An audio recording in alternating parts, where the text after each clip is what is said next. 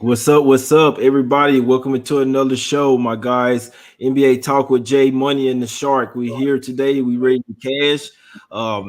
Coming off a bad day for myself and my guy called the Hornets yesterday. My guy running hot over here. Shark, what's up with you, my guy? Everything good?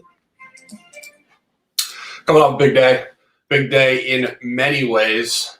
I officially advanced to the Final Four of an NCAA hoops tournament competition. I couldn't be more excited about that. Of course, we talked about that off the record. It was a whole big thing, and it was fun for me to do. And I'm excited to advance, and we'll talk about that a little bit further, maybe at the end of the broadcast. But, of course, it is Winning Wednesday. It is NBA Wednesday, and there's a huge card yet again. And, there always are huge cards on Wednesday in the NBA.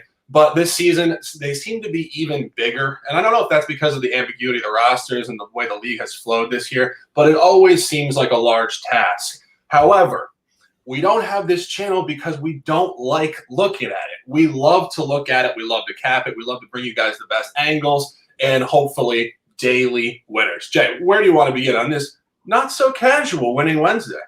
Hey man, I'm ready for it. I'm ready to get to some cash. We appreciate everybody for tuning in, guys. Just real quick, want to go to some guys in the chat, man. What's up, Saul Cincy? What's up, Baz Andreas? See my guy Note to Go. My guy knows a guy. What's up, bro? He probably gonna be coming on the show on Friday. On Friday, my guy. What's up, Adam? What's up, Moses? Eric Jones. What's up, my guy? Eric, what you liking, man? I seen you at the spot yesterday. You ain't hit me up, Eric. What's up, man? What's up, Jay? He say, Jay Money, who was that host? Oh man, I didn't even want to talk about it, man. These guys there, she was a fucking joke, man. But I didn't want to start about all that. OG Wham, Art Gets Buckets, Brandon, Ill Wise, my guys, man. Simba, I see you. Y'all know the vibes.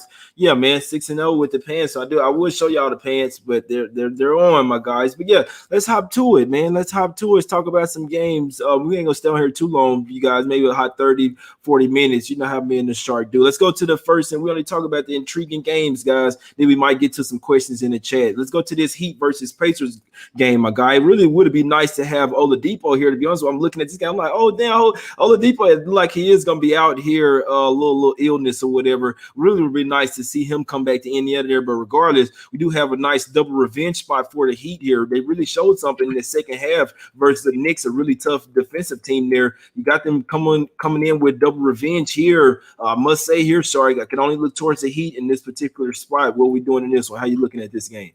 I agree. And, of course, I went down the board. Of course, I looked at the Blazers-Pistons first. But second game on the slate, I found myself landing, not literally, but figuratively, my mind in Indiana. And it's not with the home locker room, I'll tell you that. It is with the visitors' locker room. And you do look at a double revenge game. And I look at the first game that they played against Indiana. They got absolutely insulted, 137-110. The second game was your classic Miami Heat home game where they just don't really show up. And we say it all year, Jimmy Butler's enigmatic. He finds scattered emotional, focus, whatever. They did go to overtime and lose. They came out flat. They backdoored the fourth quarter 28-19, and they proceeded to lose. However, I've been talking about this for the last couple of days. When the numbers really start to make sense for me, I just can cap numbers. And when you look at this particular environment, they were minus 3.5 in the second game at home. This opens up here. We're looking at -2 now. I don't know the exact number from last night, but I'm just looking at the current -2. -3.5 to 2 on the road. This should come down 3. So technically, if we're looking at this and we're looking at where it should lie long term, this should be about a pick 'em. It's showing about 2 points of strength towards Miami.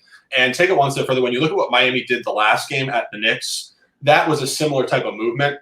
It was 1.5 points coming against the previous environment. And I think it's showing a hell of a lot of strength. And again, this is what Miami has done all year. Miami has clustered. When Miami's cold, they're cold. And when they're hot, they're hot.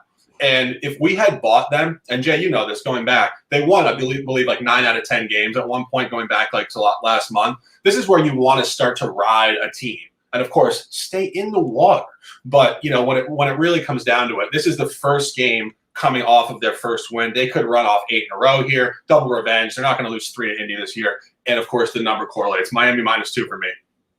Got you. Yeah, the line opened up at 1.5 up to 2 now. Yeah, it's Heat or nothing for me. My guy Steve Turon said, I said, what's up, man? Y'all guys in the chat.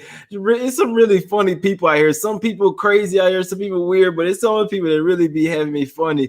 But my guys, what's up, Chris Martinez, Gary Philly? You say Nets, Mac City, 8 in a row. Yeah, I see it. But yeah, for me, yeah, it's Heat or nothing for me. I actually will. I'll have something on the Heat. Like I say, double revenge spot. I do like them. I know that the Pacers have been playing a little bit better. They are at the house here. I know they match up real well with the Heat, but the fact this is a double revenge spot, the Heat coming to play their game. I hate the way they looked in the first half versus the Knicks, but the second half, when they really started to come along, they really showed something there when they, you know what I'm saying, Jimmy Butler obviously barking over there at Tibbs. He did have extra motivation there. So they got extra motivation in this one as well, looking to go on the streak. I like the Heat here as well. You going with that? Is this your top player? Or what are you going? You just going with Heat? I'm going to have 4 plays. Of course, a big board. And I think we've been talking about this off the record. We want to give people the best sample. And I've been doing I think, honestly, a deficient job. Like, I self-evaluate all the time. Giving out 1 play when there's 12 games, I'm not doing the best service. There should be more than 1 play. So this is going to be an official Miami -2 for me. Got you. Hey, I can only look towards the Heat there with my guy. Let's get to this next one, my guy. We got the Mavs versus the Celtics here. Mavs versus Celtics. And I just want to say something real quick. It could be a 12-game board. I just like to give out 1 type plays, just what I like to do.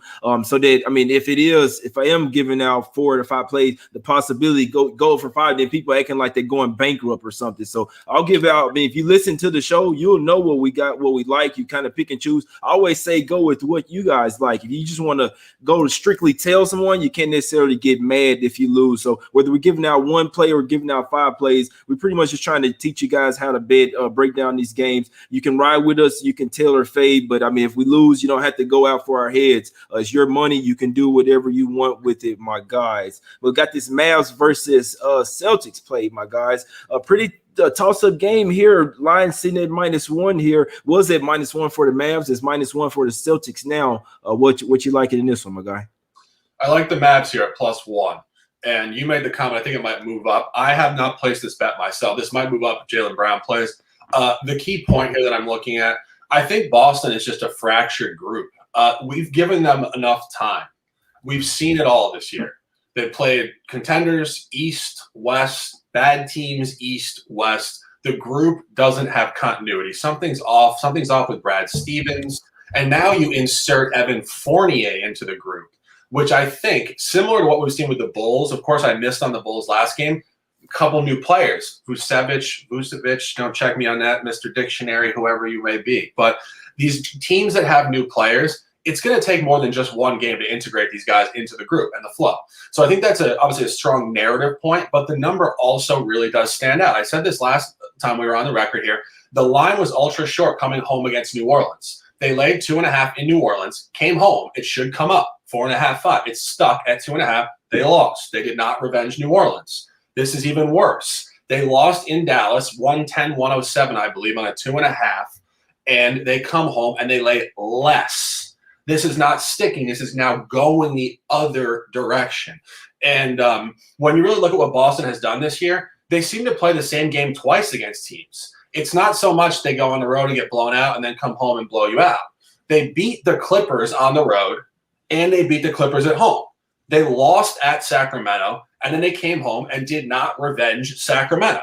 They got blown out in Utah, came home on a good number, and did not cover or win against Utah.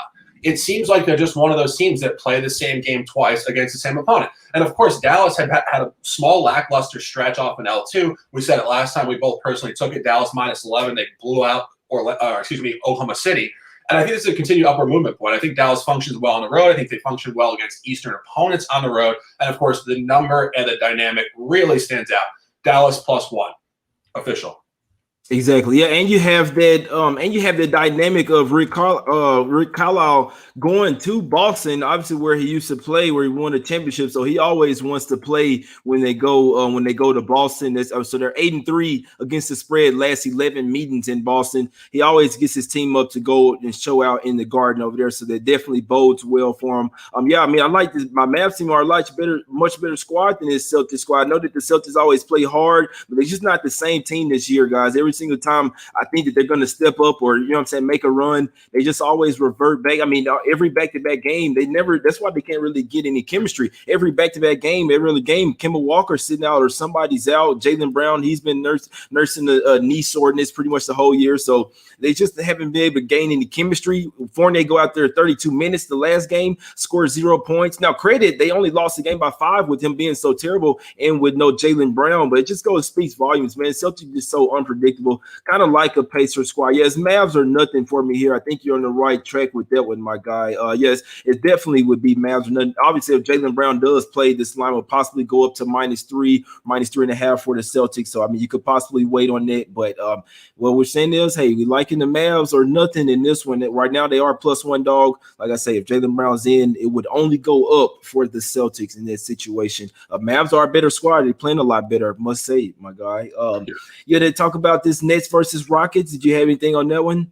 Nothing for me on that. I honestly skipped over. Nothing. I think Rockets are kind of showing signs a little bit. I mean, we said they would. They lost 19 in a row. They're not going to lose 50 in a row. They're showing signs, but again, 12.5. Brooklyn off a non-cover against Minnesota. Just total trash here for me.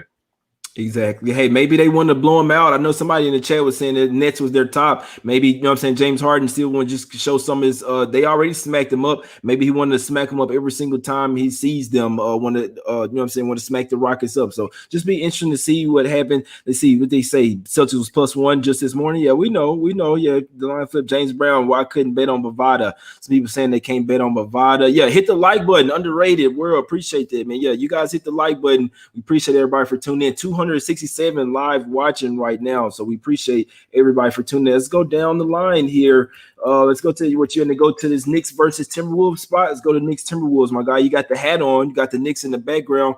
Tibbs going over there to his old squad over there. Julius Randle been balling out. What we doing here? -3.5 for the Knicks on the road. What we like it, my guy?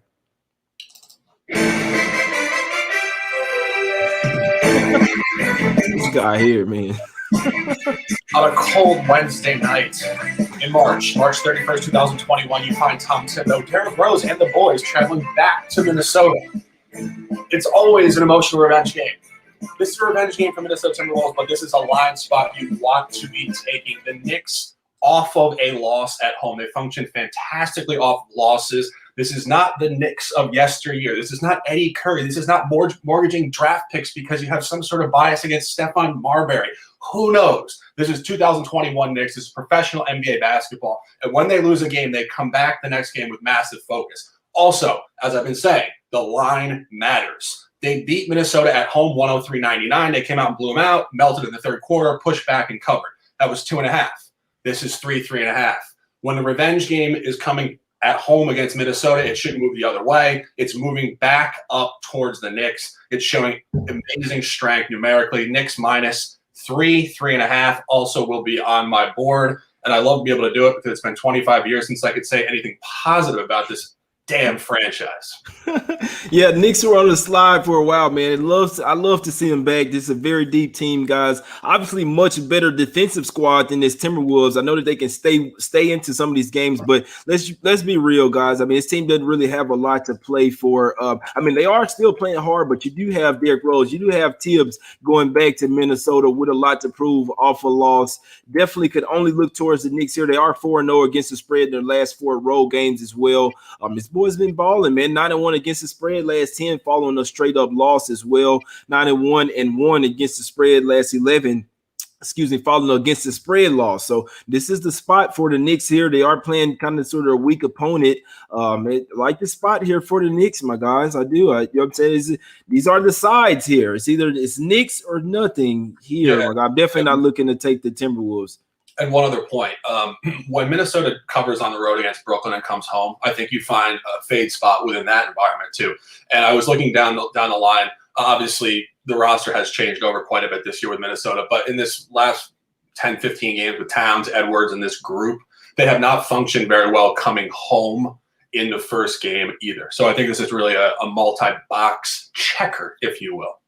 Got you. My guy Gary in the chat saying any live dogs, and I'll be honest with you. And so obviously we know a lot of these favorites have been hidden lately. It's only a couple of dogs that I do like today. We'll talk about this one, this Jazz versus Grizzlies, my guys. This Jazz versus Grizzlies spot. Obviously we got a double revenge spot for the Grizzlies here. One of those games, they did lose the game by 3 points, 117-114. Donovan Mitchell 35 points in that game. Him going back and forth with Dylan Brooks, John Morant going at Rudy Gobert pretty much every play, not scared of him, not one bit. Obviously, they played the very next night, back-to-back spot in Utah. Didn't go very well for them after a close game. They lose that game by 16 points. Now we have a double revenge spot, them coming back to the house, 5.5-point dog. It was at 8 to 7.5. Obviously, the Jazz been blowing out everybody. They had a four-game homestand at the house. You step out on the road for this one game. I'm not going to say meaningless game because it's still a Western Conference opponent, but still, you step out on the road for this one game. Then you go back to the house for 2 games. Donovan Mitchell not playing in this one for personal reasons. Just seemed like possibly maybe they're not. This game doesn't mean maybe as much to them. Obviously, Grizzlies double revenge spot. I think it means a lot more for them. You have the motivation. You have the double revenge. I think all boxes checked here. I have the shirt on. I have the pants on. Looking to go 7-0 with the pants on. I do like the Grizzlies here. Obviously, it's tough to go against the Jazz, the best team in the league. I do think this is a spot where the Grizzlies could be a live dog. I do think it's one of the dogs on the card that'll cash today. Shark, you like anything in this one, my guy? Yeah, I agree. I think this is a great spot for Memphis, and I think this is what you've seen all year. They do flip-flop. We said Boston does not. They play the same game. Memphis was competitive, I believe, in the first game at Utah, and then they got slaughtered in the second one. I could be wrong, so don't hold me to that. But I think oftentimes when you see a team play a team competitively and then get blown out, the blowout is the outlier, and then it comes back to that really competitive environment. Of course, you're getting 5.5 points here, but again, look at the number. Of course, Donovan Mitchell is out, but again, remember this. Books look at rosters too. They're not just throwing an abstract figure. People, this is a common public betting fallacy that you know more than the books. You beat the line. Trust me, you're really never beating the professional odds makers. They know more than you. They have the insider sources too. So when you see that movement from 9.5 to 5.5, that's 4. Again, it should hold up at 6.5. That's showing 1 point of strength to Memphis. And this is important. This is professional NBA basketball. There's sharp lines. And really, when you look at this, Memphis functions very well at home in revenge games against Western contenders. This is a really, really nice spot here tonight. Gotcha. And to be honest with you, I did like this one at 7.5 last night before the Donovan Mitchell news. That was ruled out. He was ruled out yesterday. Obviously, their plane had took off or whatever. Some birds got to the engine, whatever. They had to come back making an emergency landing. So they had to, reschedule their flight situation as well. So everything was really thrown off track. Their whole everything pretty much. So it's not to say that the Jazz can come in here and smack them. As anything is possible, guys. But I do like this for the motivation spot. I do like the Grizzlies. They're a dog type of team. They were not intimidated at all by Gobert. I'm talking about Ja Morant was going right at his ass in that first game versus Utah. I love what I saw. They had a chance to come back and win that game. If they played that same type of way, I do think they'll win this game. Obviously, the Jazz are one of the best teams in the league. But aside of them being down one of their superstars, I just think this is a bad spot for them stepping out on the road after a 4-game homestand. And you go back to the house right after this game. It's just not really a real inspiring spot after a team for a lesser team that you just beat twice at the house. They probably feel like they can go in here and win this one easily, and the Grizzlies could come out and be, a little bit underrated like they usually do. So like the Grizzlies in this one, I have the pants on, my guys. One other point too, you have to always look at the previous game. Memphis did play a terrible game at Houston. They backdoored the game, but that was more so in Houston just giving it up in the fourth quarter, which they're tanking obviously for a draft pick. But Memphis did not play a very good game last game at all. So I think they didn't exert effort emotionally or physically. They're going to be ready to go tonight. Yeah, no, that was a terrible game. They had to come back in the fourth quarter. I actually thought that they were about to lose to the Rockets, to be honest with you. So the Grizzlies, they won't have Winslow in this game. So, they are down the player. You do get Mike Conley coming back to Memphis, but I still like the way this team plays defense. They're not intimidated by the Jazz. I do think that they will get up for this game, guys. So obviously it's a little scary going against the Jazz, but I do think the Grizzlies thrive in this type of spot. Not a whole lot to do with Donovan Mitchell. I like this before he was ruled out. That's one of the cases where this injury really just makes it even better, to be honest with you. He dropped him off with 30. He combined for 70 points in those 2 games in Utah. So take that for what it's worth, 35 in each game. Let's go to the next game, my guys. Go to this. What you want to talk about? Kings versus Spurs? I feel like we have to. Kings just beat them at the house. Spurs here, facing off twice in a row. Usually I would like to go with the favorite here at the house that lost the game before. The Kings have been so hot, 7 of 8. They've covered 5 straight, covered 5 straight, been playing like a different team, bro. What you think about this game? Yeah, we were saying this early season. The 2 teams that were big-time buys that had similar roster groups coming into the season off of last year were Sacramento and Atlanta. And of course, Atlanta came out poorly, and so did Sacramento. But we said it was not because of the quality of their players. These rosters are young, deep, and balanced. Something was going awry, obviously, Atlanta with the coach in the locker room. And I think Luke Walton, we made the comment, Marvin Bagley, De'Aaron Fox, a couple of these personalities, it seems like they've gotten it together. So again, if they get it together emotionally, they can go on a run. This is a very good roster. And, when you look at this number, I think it's the same figure, right? San Antonio laid -2.5 in the previous game as well. Yeah, so it's not really moving. It's not really showing a lot. And that's not particularly standout. In a lot of these back-to-backs in the same arena with the same teams this year, it's been the same number, not particularly standout. But, I mean, if you even go back to recent history, the Spurs have not been revenging these teams. I mean, they didn't do it against the Clippers. There was another one where they lost both. And I was referencing it last night. I went on a podcast earlier this year previewing this particular division. And I was saying, I think that the Spurs are kind of capped with this group. I think they got a couple of good young players, a couple old guys. It's just a weird group. And they've been a little bit too hot for me. To be over 500, I had them kind of graded at a little bit under 500 at this point. I think this is where they're supposed to be moving downward. So I would lean Kings to keep it going on the upward point. Not an official play for me, but I would lean Kings here.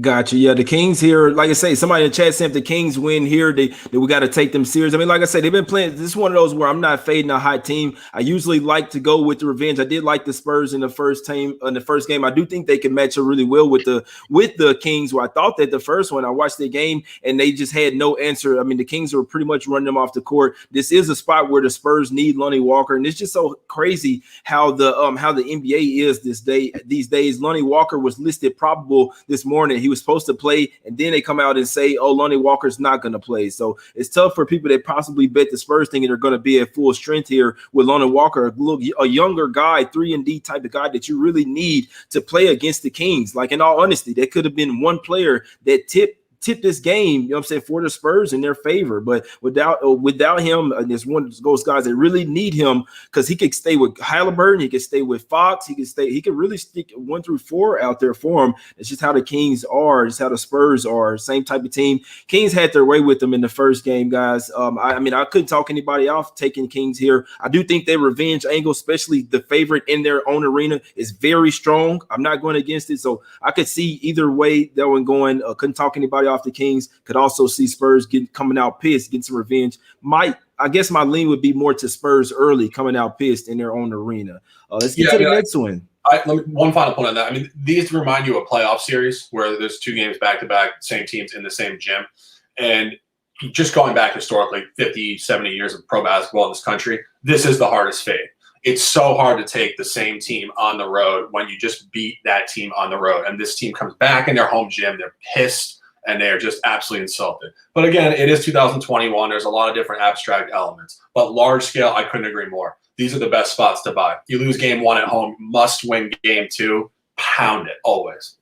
Exactly. And right now, I know a lot of people might think that the Spurs are tanking. Right now, they're holding on to the 8th seed in the West. So, I mean, in theory, they still have a lot to play for. When you're tanking, it's like when you're way out or you don't have even a chance to get there. They're actually, if the playoffs start today, they'd be in there. So it's just one of those things that they are motivated right now. Not talking too much about it, but the Spurs in theory early should come out to play. Let's talk about 2 more games here. This Bucks versus I don't know if you want to talk about this Raptors versus OKC spot. Just real quick, Pokusevski for OKC is out with no Dort still out. Horford, regardless to all those players, the Raptors have looked terrible. So look, Kyle Lowry is not playing this game. I know the Raptors have won all game except for one without him, like 16-1 streak against the spread or whatever without Lowry.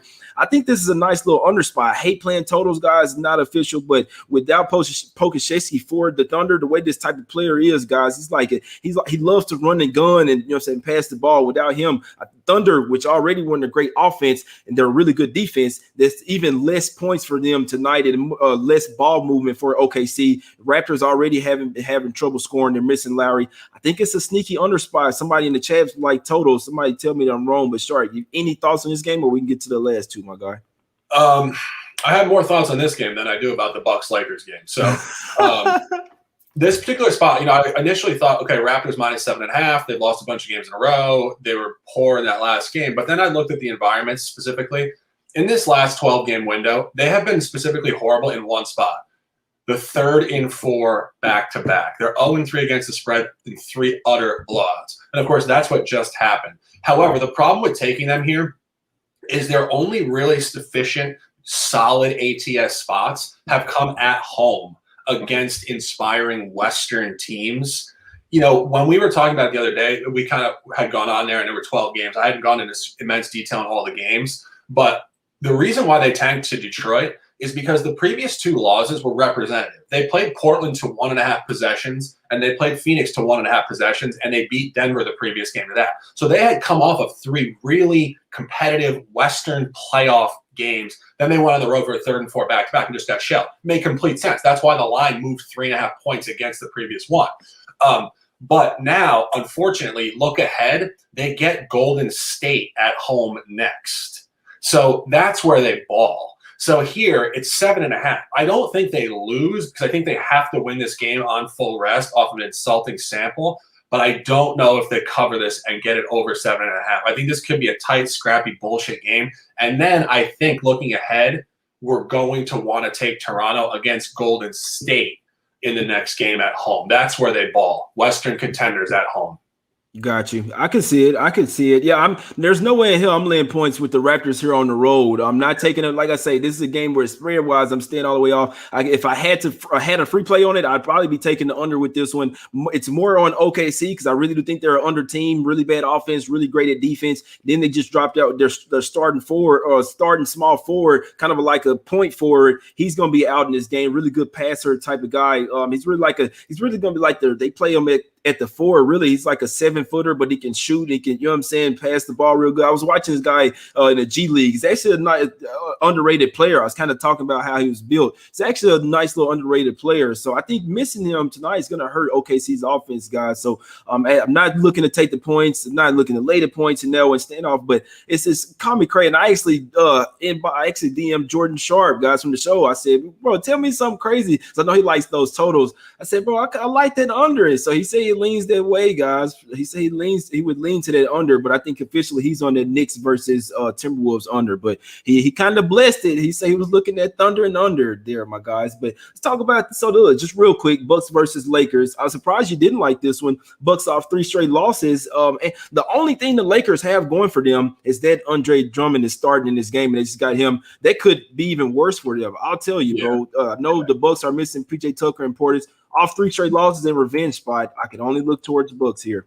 Yeah, honestly, there's a lot of games. I didn't go into this. I could go into this. Of course, the game doesn't start for another 7 hours. But I was just a little worried just because, again, the Lakers roster is so uninspiring. And I just feel like it's not – if it was the Lakers with a full roster and Milwaukee was laying 2.5 points, I'd be on Milwaukee there because that's good weighting and that's what the roster groups you want to see. This is just – it's just hard for me to predict. You never know where they're just going to come out flat. They've been in L.A., hanging out. Who knows? It's an uninspiring spot with this roster group. Got you. To be honest with you, so it is with the roster group, I think uninspiring. But other than that, Bucks off 3 straight losses, off that loss versus the Clippers. You know what I'm saying? Pretty much without Paul George. And it being a revenge spot, I do think that the Bucks will come out motivated. I am a little hesitant to lay that 8.5 on the road. The Lakers still have some players over there. Drummond coming over there for a new player, first game starting. I don't think that'll bode well. I mean, so Drummond in will help their defense. Will it help their offense? Is Drummond coming out there hitting step back threes? I'm not sure, my guys. I must say, hesitant to lay the 8.5, but yeah, I do think the Bucks come out motivated off 3 straight losses. I think that they could win that game by double digits if they come out motivated. Last game up, Bulls versus Suns, bro. And I really like to talk about this game and I do think the line's gonna go up. To be honest with you, and I just always like to keep it real with guys. So if you like the Suns at 7.5, I think you take them down.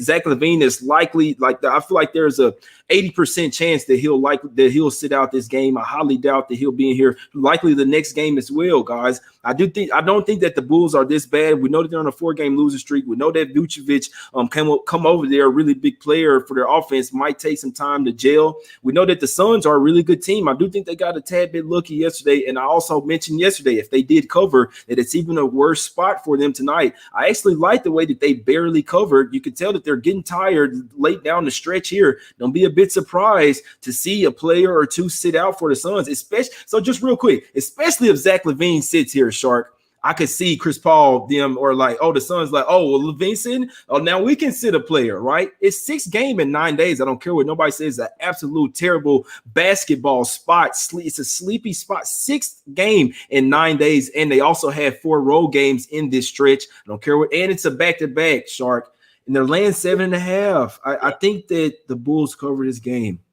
Yeah, the only thing I didn't like on this, and again, we're talking about the numbers. In Chicago, they laid 6.5. It's coming up. I don't know. I mean, I kind of wish it was sticking, but I do agree with you. I think this is a sleepy spot. I like the revenge spot.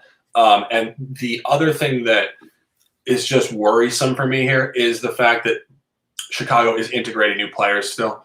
And I just feel like teams, we said it with Fournier in Boston, we said it here with the Bulls. It takes more than 1 or 2 games. It really does. And we always go back to like LeBron and D-Wade and these guys. They were 500 through 20 games, and then they caught their win. 20 games, though, not 1 or 2. It takes some time, and I think that it could take a little time. And again, Phoenix, hard to say for me. I think there's a sharp number when it comes down to it. I don't disagree, though. I think there's a solid counterpoint for both sides here. But on the weight, so we speaking of the line weight, right? So if they laid 6.5 in Chicago, they should, in theory, come home and lay 9.5, right? Yeah, I actually misspoke on that. Good call. You caught me on that. I misspoke on that. This is moving the right way. It is moving the right way. My bad. So that would have a little more credential on Chicago here.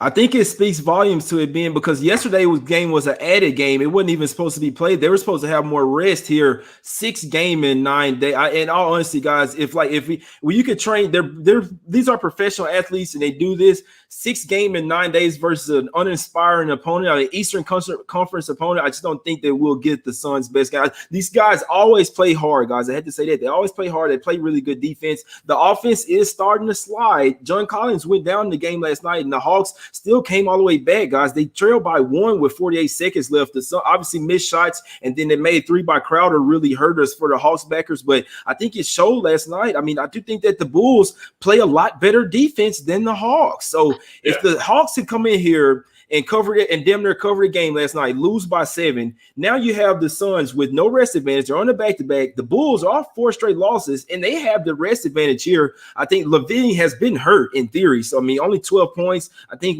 he had a bad shooting night the last couple games. The Bull, just thinking out, Vucevic may thrive in this role when Levine's not out there. Could give them actually more space to talk about this. Kobe White. Just real quick, Shark, I like talking it out with you. So Kobe White sat out the last game, right? Could we get that same thing? How LaMelo, remember Kobe White lost his starting job. Now, if Kobe White comes back today, Levine sits out, and Kobe White starts, I could see him balling out, showing, hey, look, I can still ball. I deserve to start. We saw it with Devontae Graham over there with the Hornets when LaMelo Ball went out. Devontae Graham like, oh, no, I'm still a starter. I can still ball. He started to thrive. The team started to play better. I could see the Bulls win this game outright. Levine or not, I'm sorry. No, I agree. And my comment about the roster ambiguity, sketchiness with Vooch coming in here was with Levine in, because that is a big adjustment. I mean, you have a guy that's scoring 20 plus a night. He's handling the ball a lot in the post, comes out, he flexes. It messes up the flow. But if Levine is out, I think this helps the Bulls tonight in this for sure. And it's crazy. It's crazy to say that, bro, because I'm sitting here thinking last night, I need Levine in there. I need Levine. I'm reading articles. The coach says he's likely not playing. Like he's really hurt. He probably won't be playing for the next couple of games. I'm like, with Vucevic, like it may work better. Kobe, now obviously we'll need Kobe White to come in there. I think all the motivation, I think everything would really set up. And regardless of all that, sometimes you really do get a bet against the spot, guys. And if you look into the game, 6 games in 9 days with that travel, guys, and it being a back-to-back, this is really a back-to-back. Guys like Chris Paul here, like they should, I'm not going to say they should, but Chris Paul's an older player. I could see if Levine's ruled out, I could see possibly the Chris Paul. So that's the only thing I'm saying. But still, full squad, I think this is a bad rest spot for the Suns here. It favors the Bulls here, my guys. But that's all the games. let's get out of here. But no, somebody in the chat saying, am I from Chicago or something? Guys, I don't have a favorite team. I like money. I want to cash bets. I'm just trying to let you guys know what the right side. I said this yesterday. Just this spot wise, it's a terrible spot for Suns. It's not a super buy on the Bulls. I don't like losing money. I will not ride one team or Bulls on the L4. They're coming to play here. They're not going to slide too much. They're still a good road dog team as well. Play really good defense. What's up, Noli Knows? Let's get out of here, Shark. What's the officials? And one last comment on that. Coming off that pathetic effort at Golden State, this is a better number for them, and it also is a better number to fade Phoenix. Remember, we faded Phoenix correctly on a +7.5 for Cleveland. Mm-hmm. I like the. And you remember they sat Paul? Yep. I like that functionality because it's the same type of opponent that at that point in time they were a little more heavily weighted. Cleveland was. And when you see that figure, I think this is going to be one of those games that Phoenix could win a game between 3 and 6 points ultimately. So we'll see. But let's wrap it up. 35 minutes in the books. Sharky Waters Nation, 9 words lifestyle. Right away we got out of the water. J Money Cash Money, hailing from Central Texas. Actually, not Chicago, the Windy City. Are you kidding me? No, sir. Hey, it's low key. It's windy-ish. Low key, and I think this bull's gonna come. It's windy as shit today. I'm not gonna lie to you. It is so windy outside. My grill outside, damn near finna blow over. It is more windy than it's ever been here today. Maybe that's a sign. That's a sign. In all honesty, bro, this wind is blowing so hard. But Shark, break them off with your official plays. Heat -2. Dallas Mavericks, I'm waiting on that. We're going to get a better number. I will be posting this on Twitter within the next 2 to 3 hours, so stay tuned. Notifications on at Sharks and Sports, at J Money is Money. We do have multiple channels, believe it or not. And Memphis +5.5, Knicks -3.5. Got you. So, guys, and I never like, and it really does. I really do lose sleep behind this, guys. I don't want to come on here and give anybody a losing play. I have my real money on this shit. I hate losing money. I know you guys are riding with me, and I hate to lose for you guys. So I'm on the Grizzlies today. I took a lot into this. Sometimes I don't even want to give out picks. I'd rather not give out anything than give a loser. But I'm going with this, guys. This is my play. I'm not getting away from what I do. Obviously, it's a little scary going against the Jazz. That they're not at full strength today, but regards to that, we're going with the Grizzlies here. We're going with motivation spots. We're going with double revenge here. Close proximity. They just lost to these guys 2 games a couple games ago. So give me the Grizzlies here. And they played them really hard, really shot to win in Utah. That showed me a lot, guys. No Winslow tonight, but he hadn't been playing too well for the Grizzlies anyway. Full squad, home dog. I think they're live, guys. I have the freaking pants on. Let's go 7-0 with the pants, with the shirt on. Grizzlies, top play. Let's go. I will be riding with my guy, the Shark, with double revenge on the Heat. We're riding with motivation spots. We're riding with revenge spots. Riding with the Heat with my guy. And I don't care what anybody says. I'm taking the Bulls. I'm not making it official right now at this +7.5. Zach LaVine will likely get ruled out. I will like the game even more. And just need Kobe White in there. I see this one going up to +9. I'll be on the Bulls +9. I'm waiting for it to go up. I like this spot for the Bulls. I do see I'm not going to lie to you. I see the Bulls possibly win this game. This is a terrible spot in the second half for the Suns. 6 games in 9 days on the back to back. Look it up, guys. I'm not lying. It's a terrible spot. I think it's going to cash, my guys. So put me down for Grizzlies +5.5. Top play. Heat -2. And I'll be taking the Bulls at around, I guess I could go official tomorrow with +7.5 now. I'll be waiting, to get the +9, to be honest with you. Just keeping it 100 with y'all. We appreciate everybody for tuning in. Let's go 7-0 with the pants, man. Yeah, the Knicks. I might ride with my guy with the Knicks on that one as well. It's a heavy lean for me to the Knicks on that one. Heavy lean to the Mavs as well. Heavy lean to that Raptors Thunder under. My guy got some sharp plays there. I'm riding with them. Let's cash today, guys. We're going to cash all 6-7 of these plays going undefeated. Let's cash, man. We appreciate y'all for tuning in. We'll be back tomorrow. We out. Hit the like button, my guys.